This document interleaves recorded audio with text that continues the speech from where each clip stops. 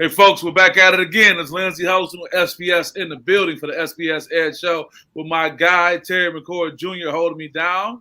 Terry, how you doing, man?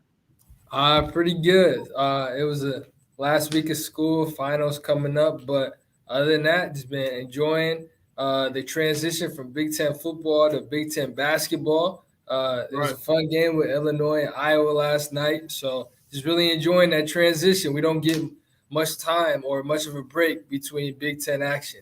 No, right back at it. Yeah, I know we were just with everyone last Thursday.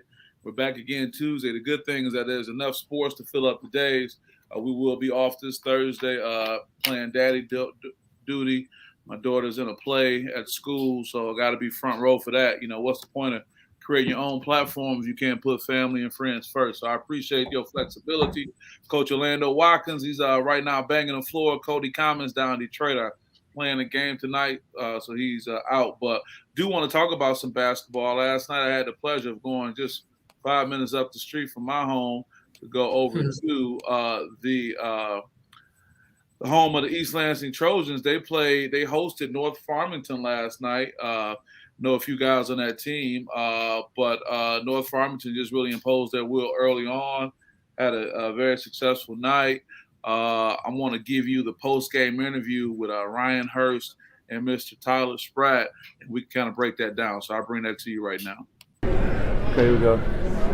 Hey folks, it's Lindsay Housen with SPS in the building at the end of the East Lansing versus North Farmington game. North Farmington came up big today. I have both Tyler Spratt and Ryan Hurst. Ryan, I want to start with you. What was it like getting out here mixing up? You had 29 points on the win tonight. How did it go for you tonight? This is a new school, new environment. I'm just rolling in. I wanted to start off make a big impression. Let everybody know that new team, same Ryan, different mindset, and that's it. I get it. Tyler, you came in with 9. You were working really hard. You had a move that shook people up. And Ryan, you had a behind-the-back assist at the end, too. But Tyler, what was it like for you getting up and down the court with the East Lansing Trojans? It felt good. It was a good play, good run with the team to see how we're going to look during the season. And I feel real confident in this team. Yeah, Tyler, I'll stay with you. What is a road trip like? You get with your team, take about an hour drive from North Farmington up to East Lansing. What is that camaraderie like on the team coming up here, with the team coming up here? At first 10 minutes, we would play, giggle, talk and stuff. Then it's all straight business after that. Yeah, Ryan, you made a transition. You were once at a different program. You're somewhere new. You talked about being at a new school. What is it like connecting with the culture here at North Farmington? Once I came in, they treat me like family. Coach got on my butt. At the end, I turned it over. Most coaches let me slide because I'm Ryan, but he got on me, and that's what I got to do to get to the next level. Take that coaching. Yeah, shout out to the coaching staff. I like to do this to all the players. Anybody you want to give a shout out to before I let you guys go? Shout out my boys, North Farmington, family first, man. That's it, Tyler. What about you? Shout out to God and my team. God, for sure. All right, hey guys, good luck to you guys. We'll see you next time. Take care. Sir. Yeah. Yeah, man, two impressive young men. Ryan Hurst, I had the pleasure of meeting this summer, and Tyler, I've been rocking with him and his family for a while. Ryan is a junior, and Tyler is in the 10th grade. So these guys got great upside. Ryan just transferred from another program in the Metro Detroit area, so he's coming right in and hitting it. What do you think about his interview and what he shared? What school did he come from? He was at West Bloomfield. He was at West Bloomfield. Okay. Yeah, so I mean, just hearing that big win when winning that first game is very important, especially on the road, on a road trip like that. It may not seem much, but an hour trip, that's an hour long. Legs get tight, and you kind of get too caught up in the moment just in that ride up to the game. So a big win for them. Don't count East Lansing out yet. They got some really good guards on that team, Mason and Brendan. So I expect them to have a bounce back game, I should say. It was really cool to see. I remember watching Tyler play. He has a really good, smooth kind of tone to his game. And Ryan, just off his body type, looks like a dude that can get to the basket when he wants. I hope the jump shot is there as well, but man, just looks like he can give you both. And I wasn't there to see it, but I heard from Tyler personally saying that he feels really confident. Although he is younger on the team, he does think that he can provide and impact the team and help them go far in the season. Yeah, Tyler definitely has a lot of upside. They both do, amazing young men. And I just think that, they really just dominated East Lansing from jump, when they came in. And they're actually missing a point guard that's out right now. That's a very aggressive point guard. So I think North Farmington is going to be a program that you got to keep an eye on. Those two young men in particular. There's also Landon Williams. He's a sophomore as well that has some potential as well. But I thought it was great to be able to just go around the block and check those guys out and spend some time with my folks that came up. So we'll keep an eye on that. So with that, we'll keep it moving. We'll talk about something that you are very, very familiar with, just like you are with all the topics we talk about. We'll talk about some college football. We'll talk about the playoffs, man. We got these playoffs going on right now. 1, 2, 3, and 4 is out there. Alabama at 1, Michigan at 2, Cincinnati at 4, and Georgia at 3. I will defer to you, Terry, and get your take on what do you think, were these rankings realistic, and if not, what do you suggest they be? I think the media got it right. I should say media, but the committee. I actually had those as my 4 coming into Sunday, right there at noon Eastern time. I really felt that Alabama should be 1. Alabama, they beat at the time the number 1 team in the nation.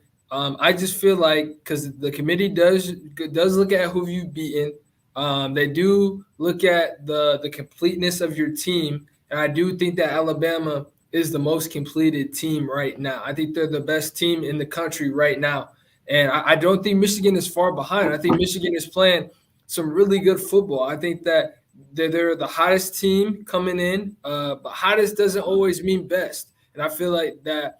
Because they're not the best, they're close, though. I think this year is a really interesting year because Michigan brings a lot. They bring that defensive intensity with Aiden Hutchinson, who puts on a clinic on the line, a Heisman finalist. Michigan deserves to be 2.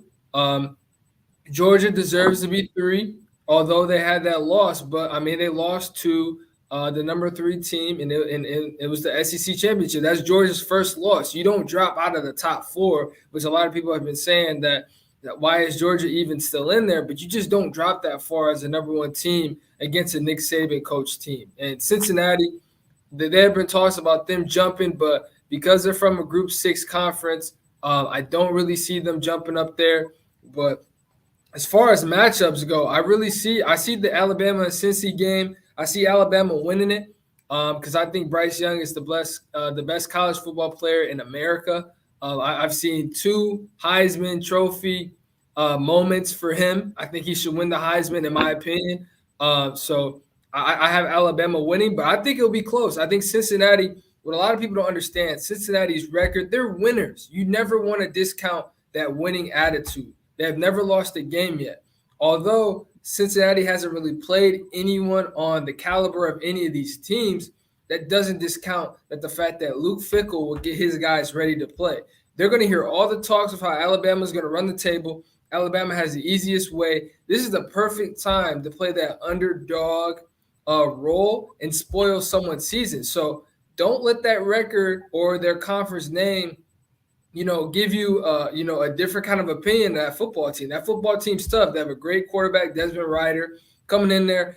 I believe he's a senior this year, being able to ride with his guys and come in there and make some things happen. But I think the most intriguing matchup is that Georgia-Michigan game, 2 very physical teams that will come in. It's gonna be war. We call these games dog fights. It's gonna be they both are gonna be stubborn and run up the gut. They're gonna continue to run at each other, and it's gonna be like they're gonna be running against brick walls. But I do think that Georgia's team is a little bit more complete, but I do think Michigan has a chance. We saw on Saturday that if you spread Georgia out and you run the table and you run hurry up, you can really make those guys tired up front, and the backhand gets a little confused because they're not used to playing at that up-paced pace because Georgia is used to teams playing behind the sticks. If you can get a team to play behind the sticks, you get them to kind of rethink their calls and be a little bit more hesitant. But Alabama was playing above the sticks. It seems like that every first down, they got positive yards. And so they kept Georgia on their heels. So I think Michigan could do that.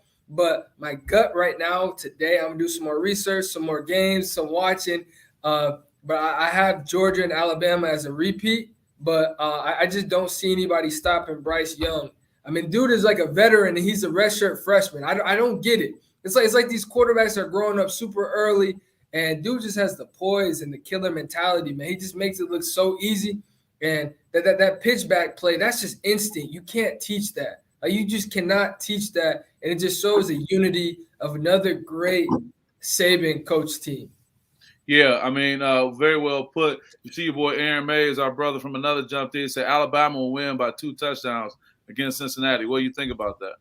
I think Alabama wins, but I think Cincy, they haven't been battle tested, which is why I'm not really, I'm not really mad about Aaron's point at all. They haven't been battle tested. They've been held on the ropes all season long, but I think that they'll kind of be ready to play, but I just don't see them beating Alabama. 2 touchdowns is fair, but I think it'd be a little bit closer. I say maybe about 7 or 10 points.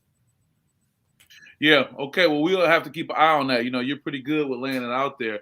Are there any more teams, or do you want to touch on some of these conference games or whatnot, the conference championships?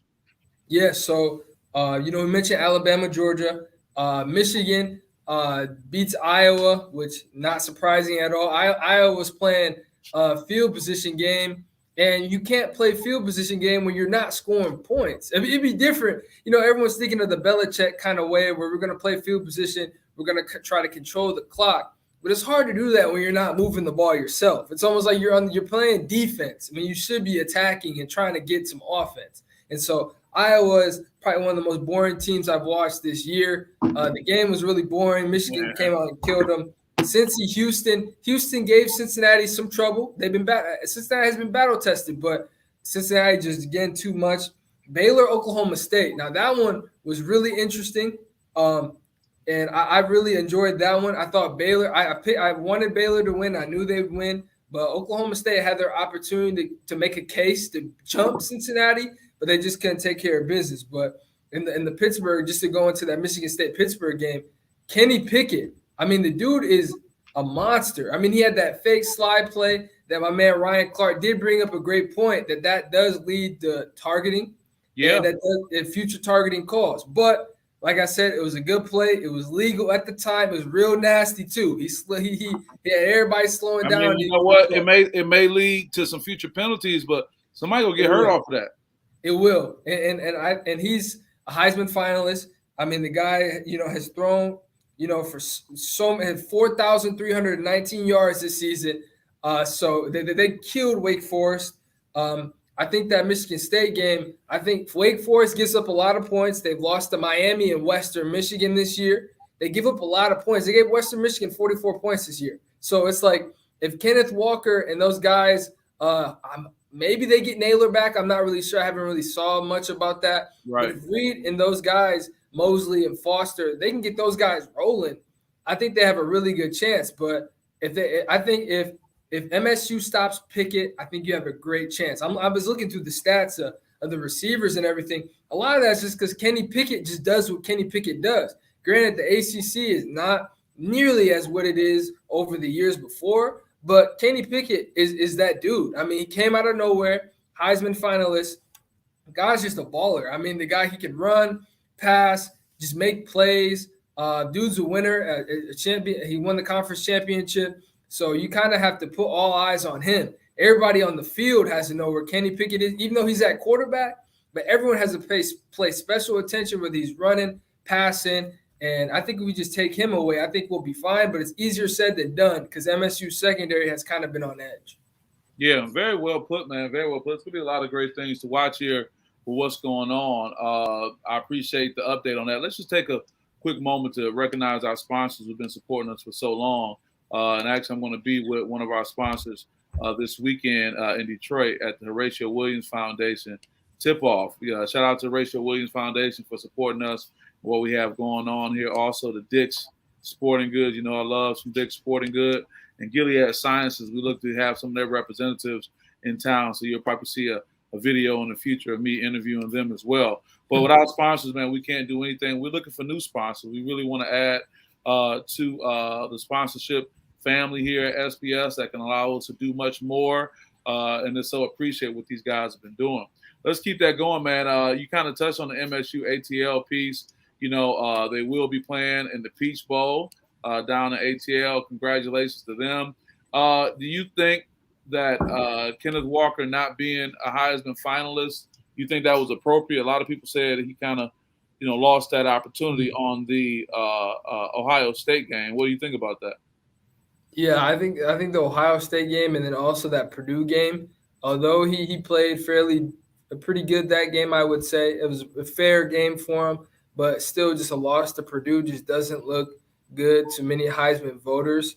But I think he should be in there. I think he should be in there over Hutch or maybe even Pickett, just because the guy. I mean, I was talking to Jack this morning. Like Jack's point, I got to give him credit. He really gave really solid. Jack Ebling, yeah, he gave really solid points on why K9 should be in New York, and he said, he turned without Kenneth Walker. Let's not forget that MSU is at maybe a 6-6 team, if at least, and so with Kenneth Walker, he has led this team, put it on his back, put this team on his back, and led them to a New Year's Six bowl. No one in their right mind would have known that MSU would be in a New Year's Six bowl game after what happened last year. Maybe Coach Tuck, shout out to him. He probably knew, he has the extreme confidence in his team as he should. But K9, I mean, dude had the same caliber season, if not better, than Derrick Henry, who was a Heisman winner. Guy just brought it to every team they played, and Ohio State on the exception. But that game was just so weird. I wouldn't credit that against him because you could say Pickett lost to Miami, although the stats were there, but they lost. They lost to Western Michigan, and they lost to Miami. Hutchinson has David Adalbo on the other side. I think that I might be saying his last name wrong. I'm sorry, but they got David on the other side, which helps Hutch because you can't double team one side because it leaves one of them one-on-one. So I think with the fact that there's so many factors that help Hutch, granted he puts on a clinic, but I just think with K9 and with that team and what he was able to do with that Spartan team, that Spartan team had talent. But I think just K9 just brought them to another level by himself. And I don't mean to discredit anyone else on that team, but the guy just did stuff that is just video game-like. He just does stuff you just don't see as a running back on that team that was projected to do nothing. You know what I mean? So I just think it's criminal, like Aaron said. It's criminal. Walker should be in there. And, again, because I don't think he's going to play in the bowl game because, what left do you have to play for? But I do think that, with his attitude and what I've known from Kenneth Walker, I think he does play, but I wouldn't be surprised if someone in his camp is like, yo, you should sit this one out. So I wouldn't be surprised if he sits out. I still see him playing for this team, playing for Tucker. It's going to be so much scrutiny on that. And then he may be playing with his attitude of something to prove. So he'll be able to go out with a bowl win. So we can see that happening, no doubt. It's something definitely. Now I'm going to add a little bit to the rumor mill. I got it from a reliable source that decades ago, when a high-profile athlete was determining whether they were going to go to Michigan or Michigan State to play football, Bo Schembechler told him, if you come to Michigan, I guarantee you win the Heisman. If you come to Michigan, I guarantee you win the Heisman. There may be something in that old school, that New York locker room or something about that Heisman, and there may be a direct line that's going to always give Michigan an opportunity when there's a chance compared to Michigan State. And granted, people can make the argument about the Ohio State game and, like you said, the Purdue game. But, the Heisman is a campaign, and there's a campaign that's supported by alumni, all this type of spending that goes on. And I think a school like Michigan just has more of a history to support that. Am I saying it right? It's right? Absolutely not. But there's so many other factors that go into that. We would definitely see. I'm getting notes already about Bronny James. And before we even start this segment, let me do this. Let me give props to somebody. When they sent me this stat several weeks ago when we did a show, and when I was looking at Bronny's stats, and I was saying, I don't understand why he's getting these offers to these Blue Buds. Now, Terry, you took a beating from us over here, man. We was going on, and we was going on. And boy, I tell you what, I got to give you your props, man, because what I'm seeing with Bronny James right now, boy, well worth it. And I just think that we saw that transition from him just going, from being a younger to having that extra year and what that's done. And, the other part of it too, I don't know if I had this photo up, but, this kid, as they say, he was born in it, man. He was born in it. That's him back when Cleveland was in the finals, decades ago against San Antonio. That's all this kid knows, man. So for him to be able to do this right now and prepare himself to be on the next level, I get it. I totally get it. So, I was the first one I had to tell about that, man. Like, hey, let me give you your prop and go from there. No, I appreciate it. I mean, Bronny just plays with pace. His pace is unreal, and a lot of that has to do with his IQ. Bronny at times just on a different planet when he's on the court. I saw the St. Vincent St. Mary game that Sierra Cannon played at the Staples Center, and dude's mind was just 2 steps ahead, 3 steps ahead of everybody, and he just knew where the play was. He just knew where to get the bucket at. He just knew where to get players involved. Like, a lot of that is, having LeBron be your dad and really helping establish that presence of IQ. And a lot of it, he ain't gonna have no problem getting gym time.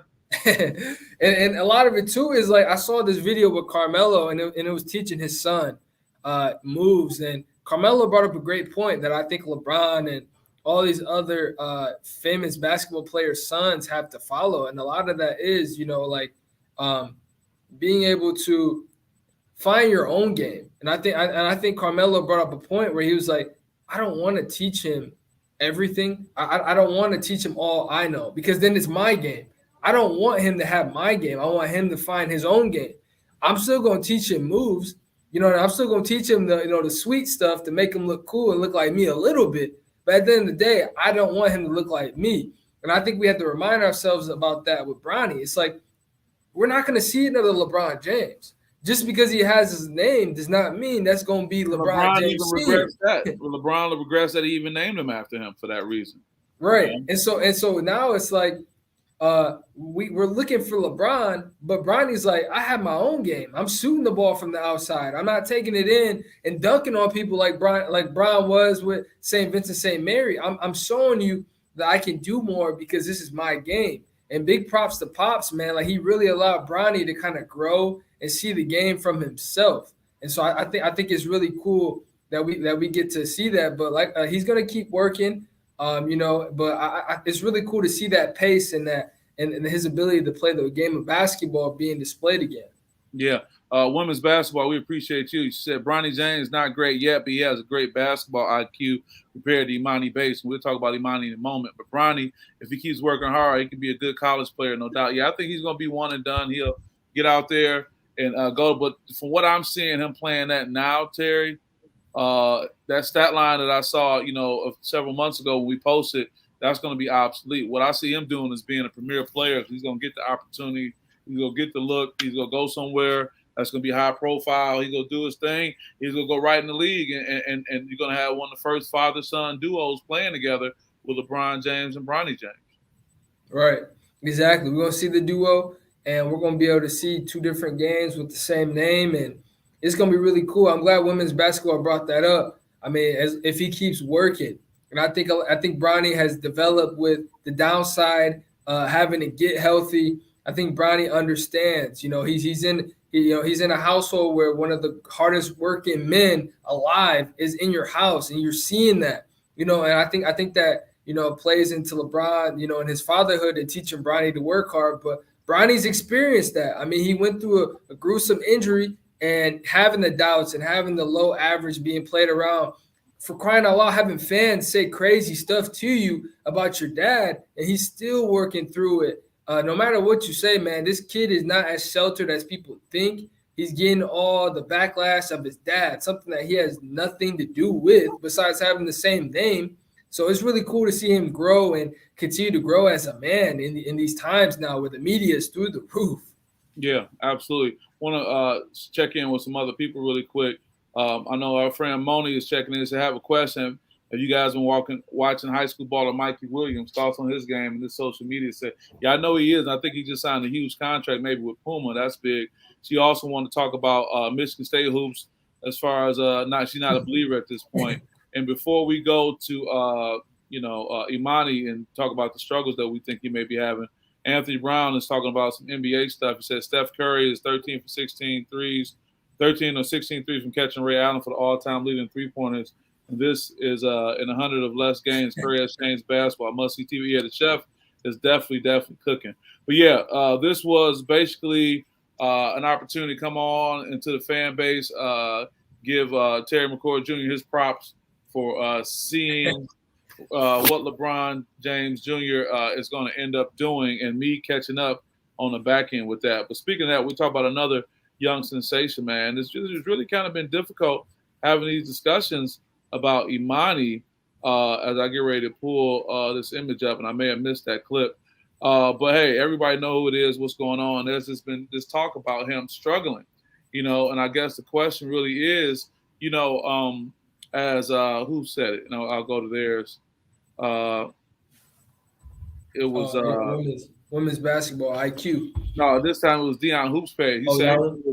He said Penny Hardaway benched him the other night. He was 1 for 10 for shooting for 5 points. How long can we say he's 17 years old? Hey, with all the hype about him being the best high school player since LeBron James on the Slam magazine, we expect great things. Well, that case, it was Sports Illustrated. So, fellas, how much is on Penny? He may never be a great player, just a solid player. Man, listen, there's a lot of truth to what you say. Penny's a great player, and I think Penny's had success, man, with high school players winning state championships, so he has that connection. Hell, he got a Hall of Fame coach in Larry Brown right there, and if you need somebody just to spice something up, you got Rasheed Wallace. So you got all the best things around him. I think it's going to be very difficult for me to buy the argument that the problem is the coach who's won high school championships, who's played at that school and played in the NBA at the highest level, and if it was only injury. So I can't knock Penny Hardaway. I just think that we put a lot into Emoni, and right now he is not having the kind of development people have expected. Does that mean he's done? No, not necessarily. It's just a lot of scrutiny, man. Last time we talked about the Ball brothers, and we talked about, and Lonzo in particular, when he got drafted by, the Lakers, everybody was kind of like, oh, he's not really living up to expectations, et cetera, et cetera. But it just takes you some time to get into your game and develop. And here it is. Every player is not going to just come in college and just turn it out like that. And I think Emoni is one of those, but the scrutiny is much, much higher. Now, are the criticisms fair? I think many of the criticisms are fair about Emoni in this game. And the idea of him being a 17-year-old, yeah, that's probably not going to fly too much longer either. But I think a lot of this is based on the fact that there was so much fanfare wrapped around him that people had this extreme expectation of what's going on. What do you think, Terry? Yeah, I agree. I mean, that 17-year-old excuses left me. I'm not, if you decide to reclassify up and play college ball, you're a college player to me. Right now, Emoni Bates is not a good player right now, which is fine. I mean, we've seen that so many times. And I think a lot of it, everyone's making excuses for it, but it's like, man, we got to call what we see. I mean, right now we're not seeing good basketball from him, which means he's not the best player right now. That doesn't mean his potential is gone. And I think a lot of times as fans and, they get offended by saying that, but at the end of the day, I mean, we're seeing what we know. I mean, we know what we see, I should say. He's not playing well. So I think he's learning. The best teacher is adversity itself. And what better way to have that now when you're 17? And, I think he does stay another year or maybe go somewhere else, but I don't think he's ready for the NBA yet, but that's fine though. This is where I'm going to put that card. He is 17. So it's fine that he's not the best player. And yeah, there's so much hype and all this and that, but I want to flash back real quick. Everyone was saying Andrew Wiggins a couple of years ago, but Andrew Wiggins is a really solid role player on the Warriors right now. A lot of times these players don't end up being these huge stars, which is okay. They're developing into their style of play, which is fine because not every player is meant to be the next LeBron. That's why there's only one LeBron. There's only one Michael Jordan. So if Emoni Bates does grow and becomes a really good role player somewhere, it's so hard to label that being a bust because media creates this whole cycle of stories of saying he needs to be this, he needs to be that. But right now, he's neither of that right now. So he's not good. He's not the next LeBron. He's not even really a good college player right now. So Emoni just needs to continue to take coaching, continue to keep his head up through the storm, and continue to enjoy the opportunity to play basketball, because I think right now he's not really having fun. He's just doing what he knows. And right now he has to go to square one. And that's just to learn and pick up the ball and have fun again. I'm not really seeing Emoni Bates have fun like he used to in those videos. I'm not seeing him have fun. And ultimately, I just think it comes down to having fun, as weird and simple as that sounds. But if you're not having fun in this game, most old heads would be like, I'm putting it down when I'm not having fun anymore. Yeah. And that's a perfect saying, because if it's not fun, you're never going to be able to put out your best product. Speaking of old heads, I met Scottie Pippen years ago in the airport, and I said, when do you stop playing? He said, when you lose the love.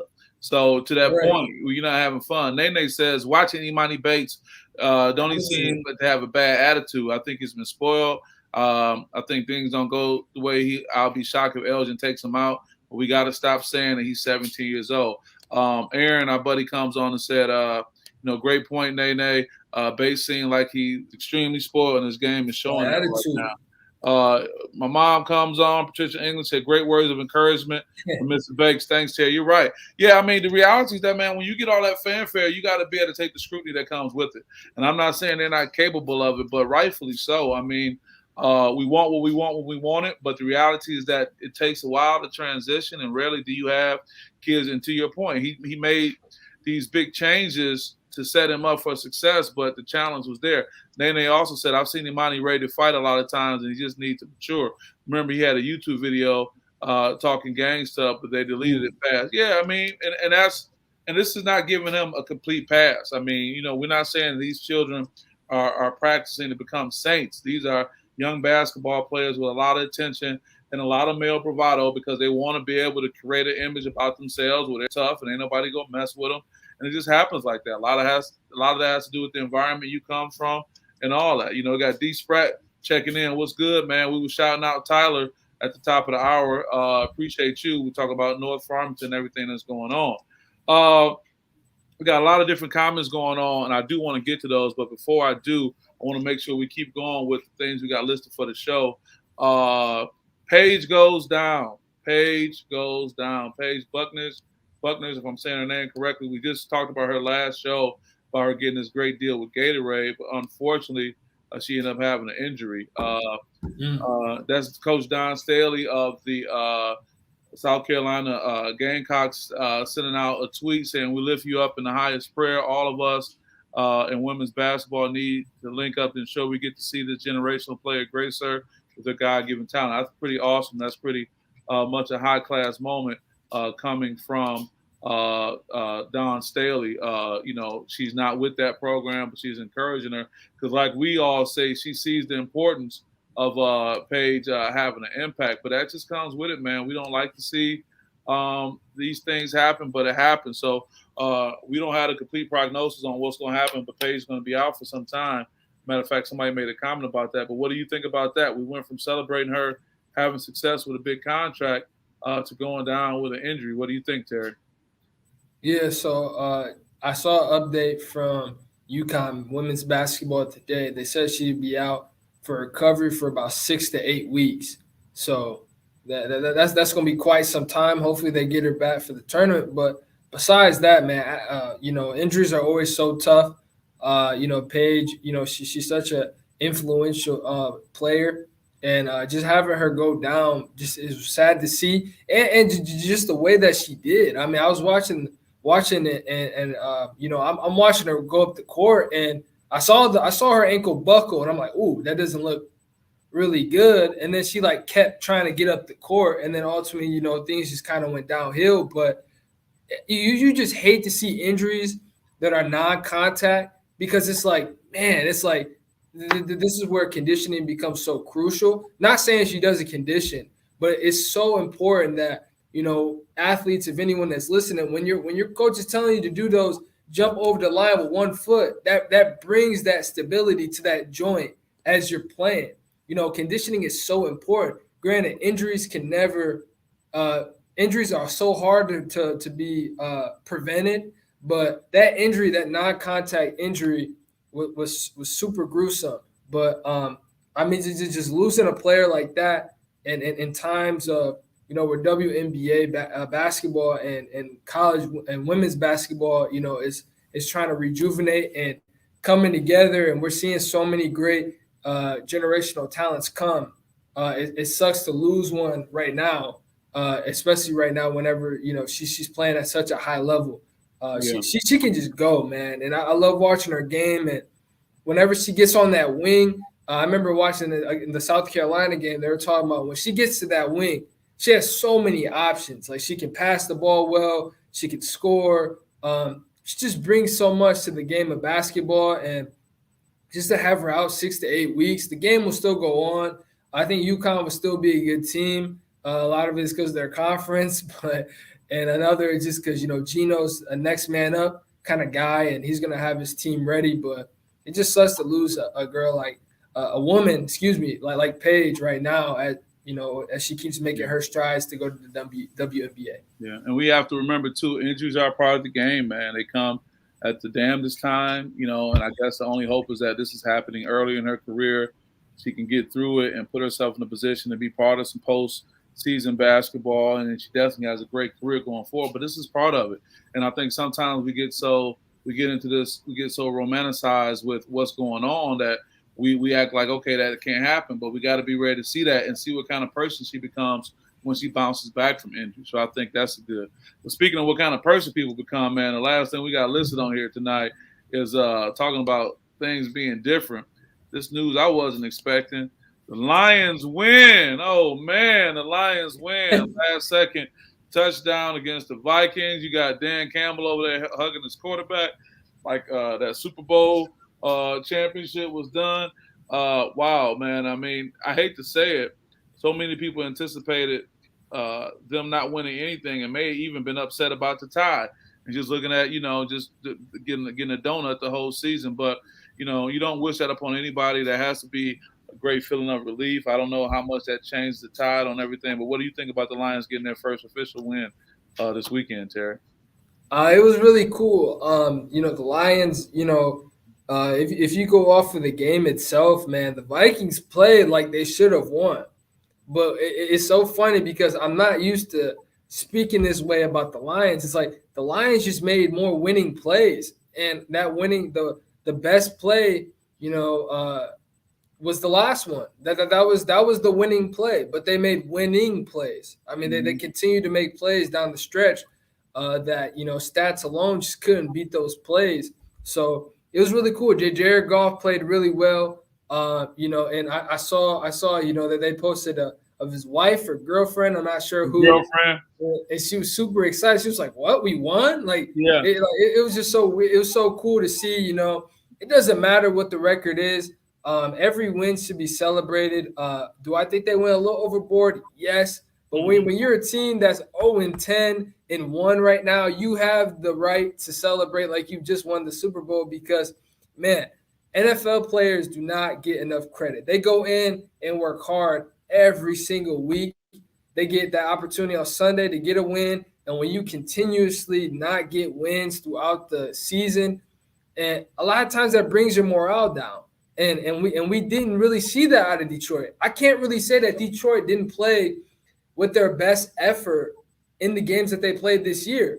A lot of their games were plays that they just couldn't make the winning ones, and they just lost it. So, like the Steelers, for instance, that tie could have easily been a win, but they just couldn't put it together, which is just we're just so used to seeing that from the Lions, but we just saw that toughness, and I saw a lot of biting kneecap jokes about their coach. And, it just shows that their tenacity and their will to win has never lost, but they were finally able to put a win together. I think that win does kind of secure Goff's job for about 2 more years before they bring that next generational talent in there to see what he can do.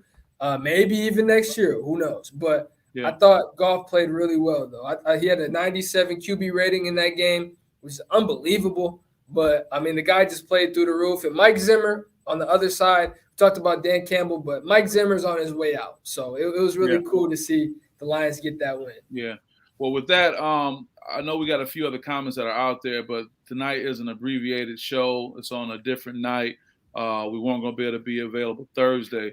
So with that being said, I want to thank everybody for their comments. We weren't able to get to all the comments tonight because of some in-house things that we got to get taken care of. But Terry, I appreciate you giving us that college football rundown and all the other things. And I had to give you your props about Bronny James, so you can always point back to this episode of the SPS Edge Show. So with that, I want to thank everybody for supporting us. We'll be back to our regular time and full schedule next week, Thursday at 6 p.m. And again, this is Lindsey Hudson with Terry McCoy Jr. Thank you guys for supporting SPS. We're out.